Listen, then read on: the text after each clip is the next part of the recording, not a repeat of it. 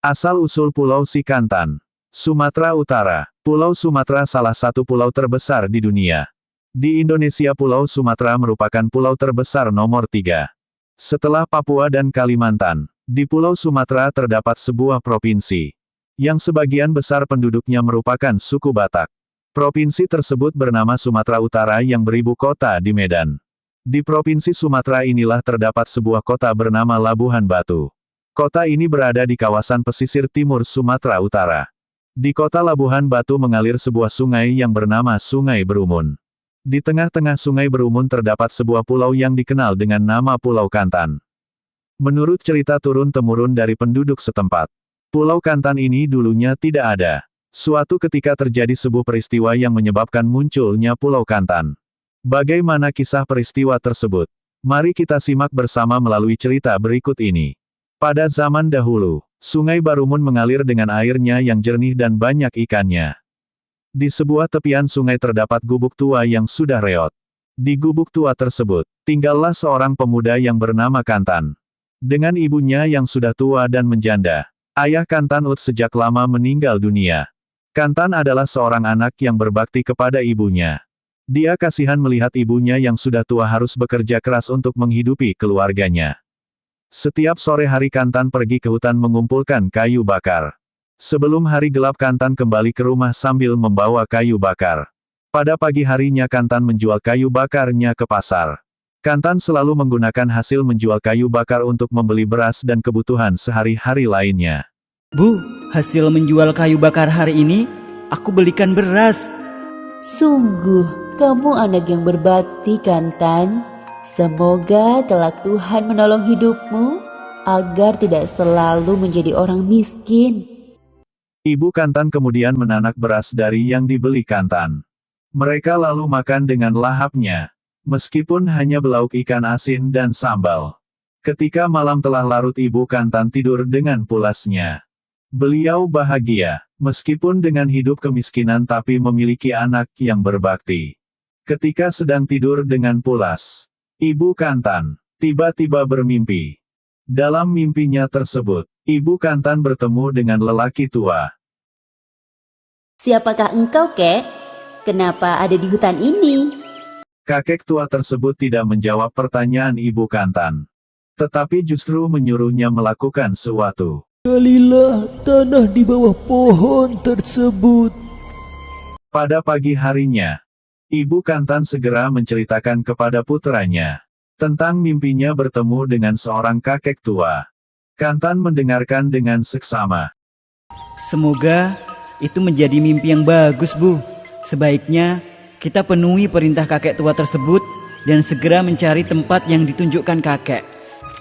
Kantan dan ibunya segera pergi masuk ke hutan. Tidak berapa lama kemudian ibunya menemukan tempat seperti yang di dalam mimpinya. Ibu yakin disinilah tempat yang ditunjukkan kakek tua tersebut. Kantan segera menggali tempat tersebut sambil ditunggu oleh ibunya. Kantan terus menggali sampai dalam keringatnya bercucuran terlihat kelelahan. Namun Kantan terus menggali dan tidak menyerah. Setelah lama menggali, Kantan akhirnya menemukan sesuatu. Ibu, lihat, aku menemukan sesuatu. Lihat, Bu, aku menemukan benda ini. Benda apa itu, Nak? Berlahan-lahan Kantan membuka kain penutup berwarna putih tersebut. Ternyata benda yang ditemukan oleh Kantan adalah sebuah tongkat emas yang berhiaskan intan permata. Setelah menemukan tongkat emas tersebut Kantan dan ibunya pulang ke gubuk dengan penuh kebahagiaan. Lihat, Bu, ternyata sebuah tongkat emas dengan hiasan intan permata. Wah, mungkin ini cara Tuhan untuk mengubah nasib kita yang selama ini menderita, Nak. Sesampainya di gubuk Ibu Kantan menyuruh anak menjual saja tongkat emas yang baru saja ditemukannya. Nak, sebaiknya tongkat emas ini kamu jual saja. Uangnya bisa kita gunakan untuk membeli rumah baru dan memenuhi kebutuhan sehari-hari.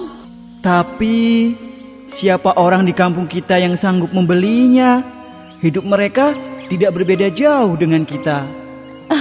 Benar juga, Nak. Bagaimana jika kamu jual saja ke pulau lain?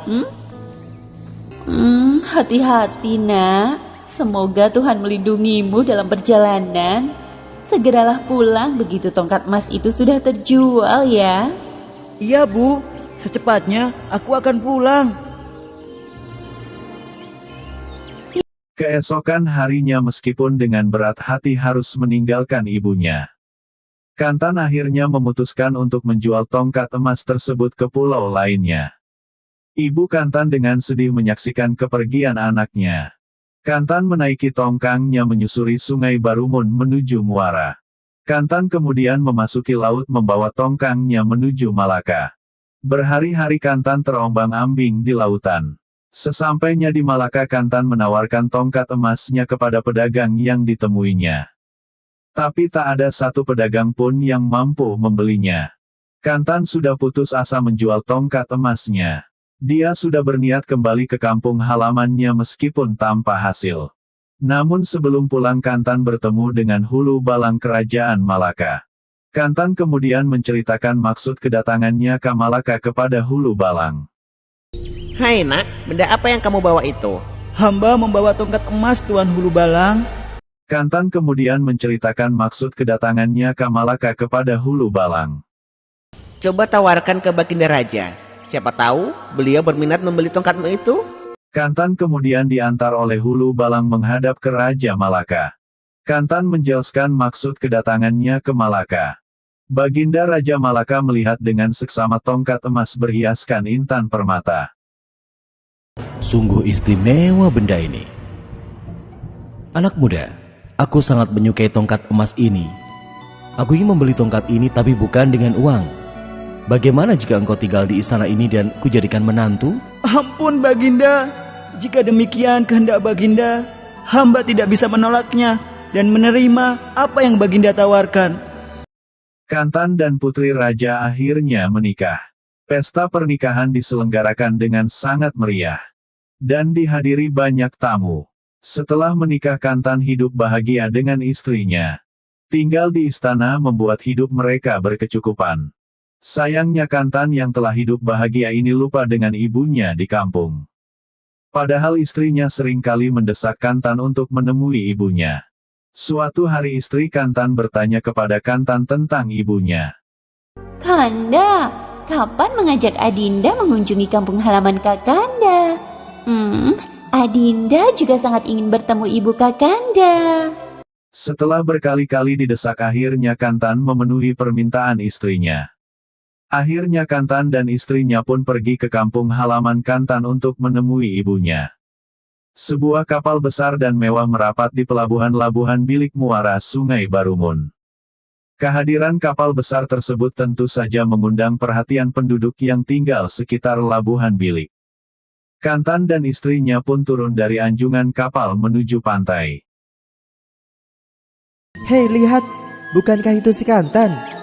Wah, ternyata sekarang dia sudah menjadi orang istana. Segera saja para penduduk mengerumuni Kantan dan istrinya. Namun Kantan sudah berubah. Dari pemuda desa yang ramah menjadi manusia yang sombong. Kabar tentang kedatangan Kantan di Labuhan Bilik segera terdengar oleh ibunya. Ibunya sungguh bahagia mendengar kedatangan Kantan. Dengan terburu-buru ibu Kantan mendayung sampan kecilnya menuju muara Sungai Barumun. Meskipun sudah sampai di Labuhan Bilik, Kantan tidak kunjung menemui ibunya. Dia menunda-nunda waktu ketika istrinya mengajak menemui ibunya. Tiba-tiba Kantan dikejutkan oleh suara perempuan tua memanggilnya. Ini ibumu, nak.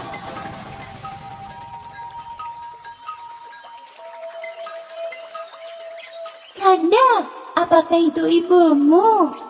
Mari kita turun dan menjemputnya. Bukan, itu bukan ibuku. Aku tidak punya ibu seburuk itu. Aku tidak punya ibu yang buruk sepertimu.